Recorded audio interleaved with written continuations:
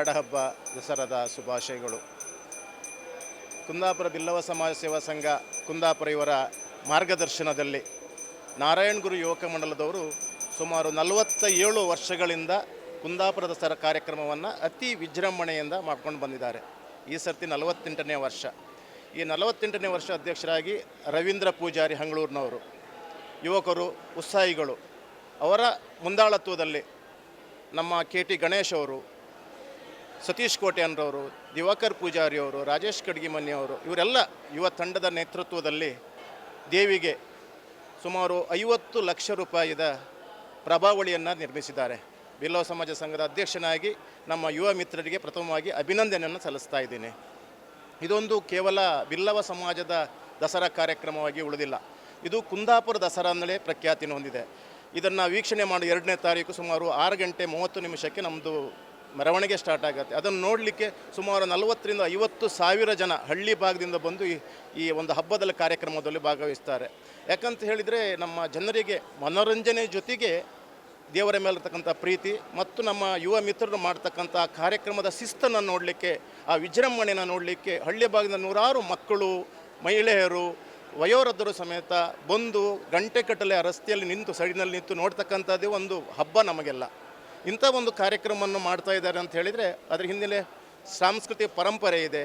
ನಮ್ಮ ಸಂಸ್ಕೃತಿಯನ್ನು ಬಿಂಬಿಸತಕ್ಕಂಥ ಟ್ಯಾಬ್ಲುಗಳನ್ನು ಮಾಡ್ಕೊಂಡು ಬರ್ತಾರೆ. ಇದೆಲ್ಲ ಒಂಥರ ಹಬ್ಬದ ವಾತಾವರಣ. ನಮಗೆ ಮೊದಲು ಮೈಸೂರು ದಸರಾ ಮಾತ್ರ ಅಂತ ಇತ್ತು, ಇವಾಗ ಹಾಗಲ್ಲ. ಉಚ್ಚಿಲ ದಸರಾ ಇರ್ಬೋದು, ಕುದ್ರೋಳಿ ದಸರಾ ಇರ್ಬೋದು, ಅದೇ ರೀತಿ ನಮ್ಮ ಕರಾವಳಿ ಭಾಗದಲ್ಲಿ ಅತಿ ದೊಡ್ಡ ವಿಜೃಂಭಣೆಯಿಂದ ನಡೀತಕ್ಕಂಥದ್ದು ಕುಂದಾಪುರ ದಸರಾ. ತುಂಬ ಖುಷಿ ಇದೆ. ತುಂಬ ಅಂದರೆ ನನಗೆ ಸಮಾಜದ ಅಧ್ಯಕ್ಷನಾಗಿ ಅಷ್ಟೊಂದು ಖುಷಿ ಇದೆ. ಇದಕ್ಕೆ ಈ ಕಾರಣೀಕರ್ತರಾಗಿರ್ತಕ್ಕಂಥ ಎಲ್ಲ ನಮ್ಮ ಯುವ ತಂಡದವರಿಗೂ ಸಮೇತ ಈ ಸಂದರ್ಭದಲ್ಲಿ ನಾನು ಮತ್ತೊಮ್ಮೆ ಅಭಿನಂದನೆಯನ್ನು ಸಲ್ಲಿಸ್ತಾ ಇದ್ದೀನಿ.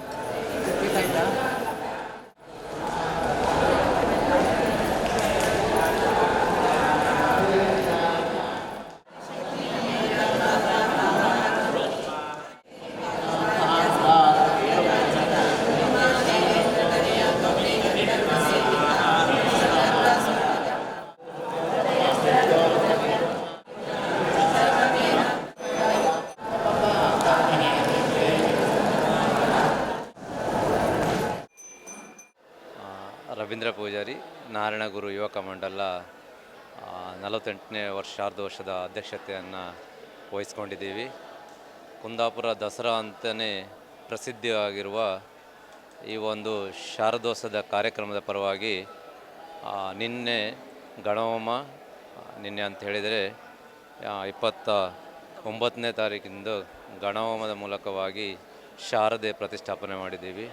ಇಂದು 30ನೇ ತಾರೀಕು ದಿನ ನಮ್ಮ ಕೋಟ ಸೋಮಯಾಜಿ ಪುರೋಹಿತರ ತಂಡದಿಂದ ಚಂಡಿಕಾ ಯಾಗವನ್ನು ಏರ್ಪಡಿಸಿದ್ದೀವಿ. ನಾರಾಯಣಗುರು ಯುವಕ ಮಂಡಲ ವತಿಯಿಂದ, ಬಿಲ್ಲವ ಸೇವಾ ಸಮಾಜ ಹಾಗೂ ನಮ್ಮ ಬಿಲ್ಲವ ಮಹಿಳಾ ಘಟಕ ವತಿಯಿಂದ ಸಾಮೂಹಿಕವಾಗಿ ಚಂಡಿಕಾ ಯಾಗವನ್ನು ಏರ್ಪಡಿಸಿದ್ದೀವಿ. ಸಮಸ್ತ ಶಾರದಾಂಬೆಯ ಭಕ್ತವೃಂದಗಳಿಗೂ ಎಲ್ಲರೂ ಕೂಡ ಇದರಲ್ಲಿ ಭಾಗವಹಿಸ್ತಾ ಇದ್ದಾರೆ.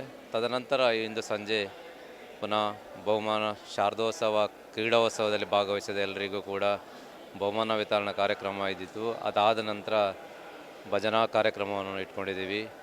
ಹಾಗೆಯೇ ನಾಳೆಯ ದಿನ ಕೂಡ ನಮ್ಮಲ್ಲಿ ಸತ್ಯನಾರಾಯಣ ಪೂಜೆಯನ್ನು ಇಟ್ಕೊಳ್ತೀವಿ. ತದನಂತರ ಪ್ರಸಾದ ಸ್ವೀಕರಣೆ, ಆಮೇಲೆ ಮತ್ತು ಸಂಜೆ ಮಹಾಪೂಜೆ ಆದ ತಕ್ಷಣ ಭಜನಾ ಕಾರ್ಯಕ್ರಮ ಆದ ತಕ್ಷಣ ಮಹಾಪೂಜೆ ಕಾರ್ಯಕ್ರಮವನ್ನು ಇಟ್ಕೊಳ್ತೇವೆ. ತದನಂತರ ನಮ್ಮದು 2ನೇ ತಾರೀಕಿಗೆ ಪ್ರೊಸೆಷನ್ ಅಂದರೆ ಪುರ ಮೆರವಣಿಗೆ ಮೂಲಕ ವಿಸರ್ಜನಾ ಕಾರ್ಯಕ್ರಮವನ್ನು ಹಮ್ಮಿಕೊಂಡಿರ್ತೀವಿ.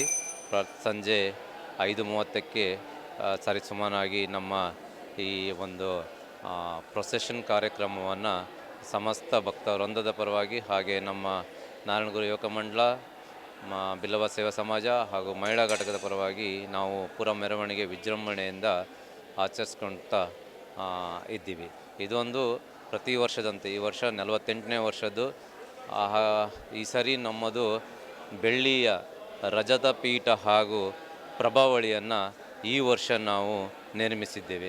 ಯಾಕಂದರೆ ಹಿಂದೆಂದೂ ಮಾಡಬೇಕಂತ ಎಣಿಸ್ಕೊಂಡಿದ್ದು, ಅದು ಈ ಸರಿ ಕಾಲ ಕೂಡಿ ಬಂದು ಈ ಒಂದು ಬೆಳ್ಳಿಯ ಪ್ರಭಾವಳಿ ರಜತ ಪೇಟೆಯನ್ನು ಈ ಸಂದರ್ಭದಲ್ಲಿ ತಾಯಿ ಶಾರದಾಂಬೆಗೆ ತಮ್ಮೆಲ್ಲರ ಪರವಾಗಿ ಅರ್ಪಿಸಿದ್ದೇವೆ.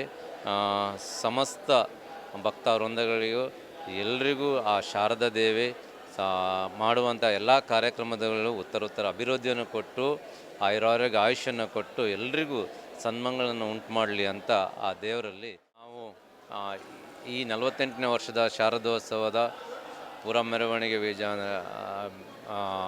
ಪುರ ಮೆರವಣಿಗೆಯಲ್ಲಿ ಆದಷ್ಟು ಸಂಖ್ಯೆಯಲ್ಲಿ ನಮ್ಮ ಟ್ಯಾಬ್ಲೋಸ್ ಬರ್ತಾ ಇದೆ. ಎಲ್ಲ ಏರಿಯಾದಲ್ಲೂ ಕೂಡ ಸ್ವಯಂಪ್ರೇರಿತವಾಗಿ ವಿಶಿಷ್ಟ ರೀತಿಯಲ್ಲಿ ತನ್ನದೇ ಆದ ಟ್ಯಾಬ್ಲೋಸ್, ಫಾರ್ ಎಕ್ಸಾಂಪಲ್ ಹೇಳಿದರೆ ಬ್ರಹ್ಮೋಸ್ ಇರ್ಬೋದು, ಆಪರೇಷನ್ ಸಿಂಧೂರ್ ಅಂಥದ್ದಿರ್ಬೋದು, ಕೆಲವೊಂದು ಭಜನಾ ತಂಡಗಳು ಕೂಡ ಹೆಚ್ಚಿನ ಸಂಖ್ಯೆಯಲ್ಲಿ ಈ ಸರಿ ಭಾಗವಹಿಸ್ತಾ ಇದ್ದಾರೆ. ಹಾಗೆಯೇ ತಾವೆಲ್ಲರೂ ಭಕ್ತಾದಿಗಳು ಎಲ್ಲ ಪುರಜನರು ಸಾಕಷ್ಟು ಸಂಖ್ಯೆಯಲ್ಲಿ ನೆರೆದು ತಮ್ಮ ಕಾರ್ಯಕ್ರಮವನ್ನು ಹಾಗೂ ಎಲ್ಲ ಇರುವ ಸ್ತಬ್ಧ ಚಿತ್ರಗಳಾಗಲಿ ಟ್ಯಾಬ್ಲೆಟ್ಸ್ ಆಗಲಿ ಕಣ್ತುಂಬಿಸ್ಕೊಳ್ಬೇಕಾಗಿ ತನ್ಮೂಲಕ ಕೇಳ್ಕೊಳ್ತಾ ಇದ್ದೀವಿ.